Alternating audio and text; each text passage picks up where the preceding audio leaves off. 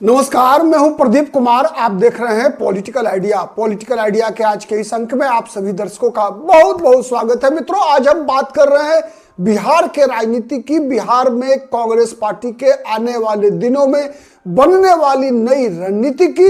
मित्रों, इन दिनों कांग्रेस पार्टी राज्यवार अपने संगठनात्मक और अपने रणनीतिक जो तैयारियां हैं कांग्रेस पार्टी की, उसकी लगातार समीक्षा करती दिख रही है। इसी क्रम में बिहार प्रदेश कांग्रेस कमेटी के वरिष्ठ नेताओं की बैठक दिल्ली में राहुल गांधी और मल्लिकार्जुन खड़गे की उपस्थिति में हुई।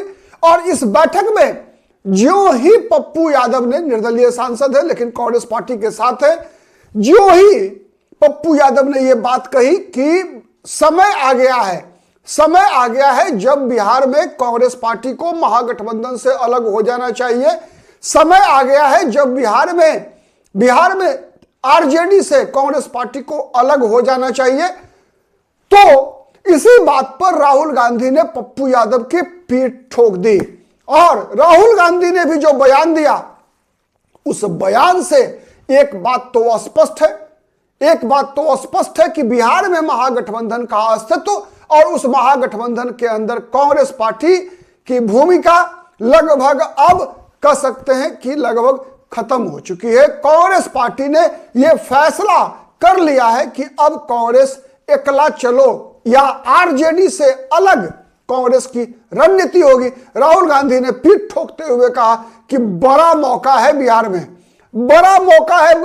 बहुत बड़ा मौका मिला है जब आरजेडी जब अब इतिहास के अपने दूसरे सबसे न्यूनतम आंकड़े पे पहुंची है। और जो परिस्थिति बिहार में डेवलप हो रही है, विकसित हो रही है, उसमें तेजस्वी यादव अपनी पार्टी को और बिहार में जो विपक्ष की भूमिका है उसका निर्वाह कर पाने में अक्षम साबित हो रहे हैं। जिस प्रकार से चुनाव के परिणाम आए और उसके बाद तेजस्वी यादव की भूमिका दिखती है, साथ ही लालू यादव के परिवार के अंदर जिस प्रकार का सिर फुटबॉल की स्थिति है, आरजेडी के अंदर मतभेद की खबरें निकल कर आ रही है। आरजेडी के बहुत ही समर्पित विधायक भाई वीरेंद्र ने सीधा तेजस्वी यादव को हार के लिए जिम्मेवार ठहराया कि जब दिनारा जैसे सुरक्षित विधानसभा सीट जो आरजेडी के लिए हो सकती थी, वहां से सिटिंग एमएलए विजय मंडल का टिकट क्यों काटा गया, इसका सीधा जवाब तेजस्वी यादव से मांग लिया भाई वीरेंद्र ने। तो इस प्रकार की जो परिस्थिति आरजेडी के अंदर मौजूद है, इन परिस्थितियों के मद्देनजर कांग्रेस पार्टी के लिए इससे बेहतर मौका बिहार में कभी नहीं मिलेगा। ये बातें राहुल गांधी ने कही दिल्ली की बैठक में। और ये सब बातें राहुल गांधी ने कब कहा? जब पप्पू यादव ने यह सवाल उठाया कि बिहार में कांग्रेस पार्टी का कभी भला नहीं हो सकता, कि कांग्रेस पार्टी जब तक आरजेडी के साथ गठबंधन में रहेगी तब तक कांग्रेस पार्टी पराश्रित रहेगी, दूसरों पर निर्भर रहेगी तब तक। क्योंकि निर्भर भी किस पर? आरजेडी पर, जो खुद अपने आप को नहीं संभाल सकता। तेजस्वी यादव पर, जो तेजस्वी यादव खुद अपने परिवार को नहीं संभाल सके, वो गठबंधन को कैसे संभाल पाएंगे? ये बड़ा सवाल पप्पू यादव ने उठाया। मित्रों, अगर बात हम करें बिहार में महागठबंधन की, कांग्रेस और आरजेडी के बीच रिश्तों की, तो उस रिश्ते में गांठ तभी पड़ गई थी बिहार विधानसभा चुनाव से पहले ही, जब राहुल गांधी ने वोटर अधिकार यात्रा के दौरान पत्रकारों के ये पूछे जाने पर कि तेजस्वी यादव को बिहार का मुख्यमंत्री पद का उम्मीदवार क्यों नहीं घोषित किया गया, तो उस दिन जिस प्रकार से राहुल गांधी ने उस सवाल को नजरअंदाज कर दिया था और उसका जवाब एक अलग प्रकार से दिया था कि हम सामूहिक नेतृत्व में चुनाव लड़ने जा रहे हैं, तो उसी दिन से एक प्रकार से कहेंगे कि राहुल गांधी और तेजस्वी यादव के बीच गांठ पड़ गई थी। तो एक ये बड़ा कारण है, ठीक है। और उस कारण का परिणाम क्या हुआ कि हमने देखा कि चुनाव जो कार्यक्रम घोषित हुआ, उसमें जब तक द्वितीय चरण के लिए नामांकन का जो अंतिम दिन था 24 तारीख, उस दिन आरजेडी ने यह बताया अपने गठबंधन सहयोगियों को कि कौन कौन सी विधानसभा सीटें आरजेडी अपने किन सहयोगियों के लिए छोड़ रहा है। और इसी चक्कर में कांग्रेस पार्टी की लुटिया डूबी, मुकेश सहनी की लुटिया डूबी और स्वयं आरजेडी की लुटिया डूब गई। मित्रों, मैंने बताया था, आपको याद होगा, बिहार के दर्शक जो बिहार विधानसभा चुनाव के दौरान पॉलिटिकल आइडिया पर राजनीतिक विश्लेषण सुना करते थे, मैंने बताया था कि बिहार की राजनीति मित्रों ऐसी आकार ग्रहण कर चुकी है जिसमें जब तक तेजस्वी यादव मुख्यमंत्री पद के उम्मीदवार रहेंगे और सामने नीतीश कुमार रहेंगे, तब हार तय है। क्योंकि आज भी जो लीगेसी है तेजस्वी यादव की, वो है लालू प्रसाद यादव, राबड़ी देवी के कार्यकाल की। उसी लीगेसी पर वही तेजस्वी यादव की ताकत भी है और वही तेजस्वी यादव की कमजोरी भी है। तेजस्वी यादव की ताकत यह है कि लालू यादव राबड़ी देवी के पुत्र होने के नाते 25% का वोट बैंक तेजस्वी यादव के पास है, जो ट्रांसफर हो गया है एक तरह से, पिछली पीढ़ी से तेजस्वी यादव को विरासत में मिल गया 25% वोट। लेकिन वो वोट बिहार का मुख्यमंत्री बनाने के लिए तेजस्वी यादव के लिए पर्याप्त नहीं है। उसके बाद वोट नहीं जुड़ता है, इसलिए नहीं जुड़ता है कि तेजस्वी यादव लालू यादव के पुत्र हैं। उतना ही नहीं, उसके बाद भी लालू यादव का पुत्र होना कुछ कम था। लेकिन जिस प्रकार से 2020 के बिहार विधानसभा चुनाव में तेजस्वी यादव ने उसको मिनिमाइज किया था। मिनिमाइज क्या किया था कि तेजस्वी यादव ने लालू यादव के मुद्दों पर चुनाव लड़ने का प्रयास नहीं किया था। प्रयास किया था 2020 का बिहार विधानसभा चुनाव याद कीजिए। तेजस्वी यादव ने कोशिश किया था कि चुनाव को हम पढ़ाई, कमाई, सिंचाई और दवाई के मुद्दे पर लड़े। लेकिन जैसे जैसे चुनाव आगे बढ़ता गया, आपको याद होगा 2020 के बिहार विधानसभा चुनाव 3 चरण में कराए गए थे मित्रों। पहला चरण और दूसरा चरण, ये 2 चरण ऐसा था मित्रों जहां पर कि आरजेडी को बढ़त प्राप्त हुई थी। लेकिन तीसरे चरण में पासा पलट गया। क्यों पलट गया?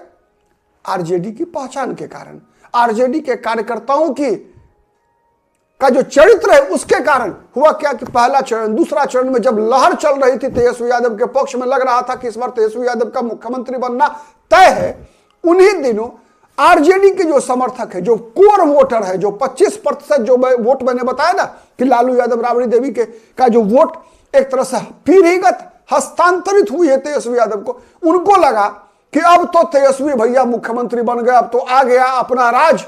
और अपना राज के नाम पर वही भरक्का मुरट्ठा बांध कर एक बाइक पर 4-4 आदमी सवार होकर आम जनता को, मतदाताओं को आतंकित करने लगे। तो लोगों को लगा कि यार ये तो फिर 2005 से पहले वाला आरजेडी का शासन आ रहा है।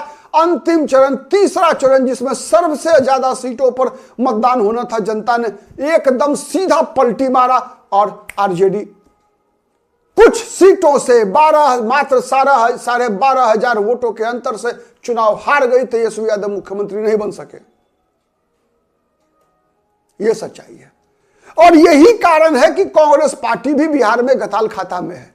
क्योंकि 97 से लगातार 97 से कांग्रेस बिहार में क्यों नहीं उभर पाई मित्रों? उभर पाई है अब तक इसलिए कि कांग्रेस पिछलग्गू बनी हुई है आरजेडी की।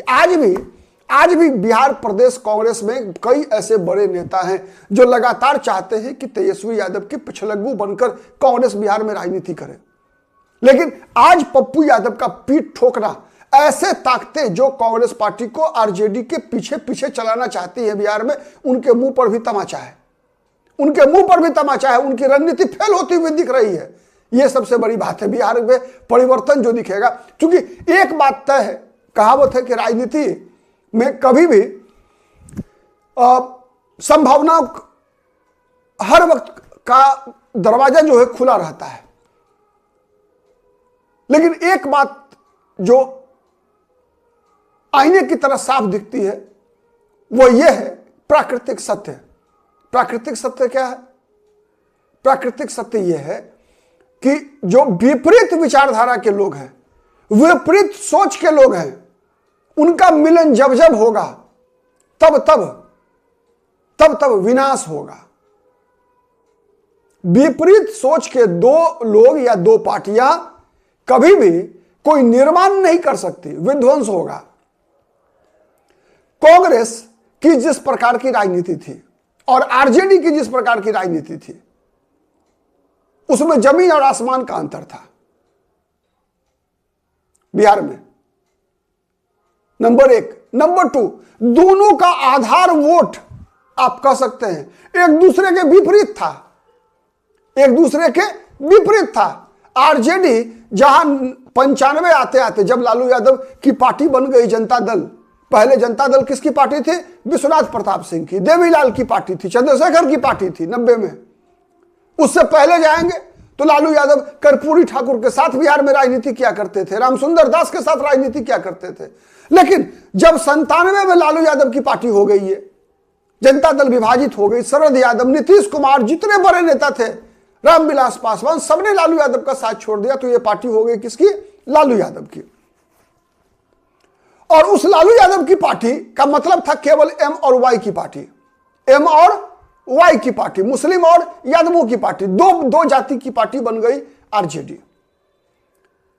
एक तरफ यादव घोर कांग्रेस विरोधी रहे। देश की आजादी के बाद ही सन 47 से ही आप देख लीजिए, 52 में पहला चुनाव होता है, तब से यादव जाति गैर कांग्रेसवाद खेमे के साथ रही और मुसलमान 100% कांग्रेस के साथ रहा।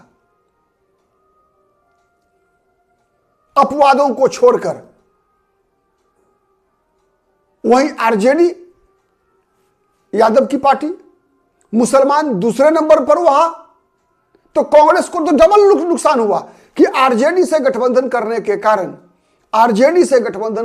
कारण कांग्रेस पार्टी का जो अपना आधार वोट था, सवर्ण का, दलित का और मुसलमान का, ये तीनों ने कांग्रेस पार्टी का साथ छोड़ दिया। कांग्रेस की तुलना में लालू यादव मुसलमानों के लिए ज्यादा चहेता बन गए और चूंकि मुसलमान और यादव के डोमिनेंस के कारण